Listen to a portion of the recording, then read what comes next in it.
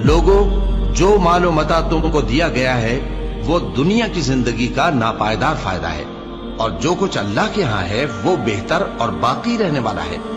यानी उन लोगों के लिए जो ईमान लाए और अपने परवरदिगार पर भरोसा रखते हैं, और जो बड़े बड़े गुनाहों और बेहयाई के कामों से परहेज करते हैं, और जब गुस्सा आता है तो मुआफ कर देते हैं, और जो अपने परवरदिगार का फरमान कबूल करते हैं और नमाज पढ़ते हैं और अपने काम आपस के मशवरे से करते हैं, और जो माल हमने उनको अता फरमाया है उसमें से खर्च करती हैं। और जो ऐसे हैं कि जब उन पर जुल्म और ज्यादती हो तो मुनासिब तरीके से बदला भी लेती हैं, और बुराई का बदला तो उसी तरह की बुराई है, मगर जो दरगुजर करे और मामले को दुरुस्त कर दे तो उसका बदला अल्लाह के जिम्मे है। इसमें शक नहीं कि वो जुल्म करने वालों को पसंद नहीं फरमाता।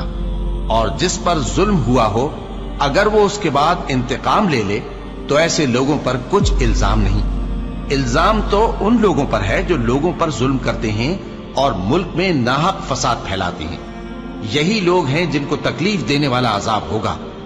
और जो सब्र करे और कसूर मुआफ कर दे तो ये बड़ी हिम्मत के काम हैं।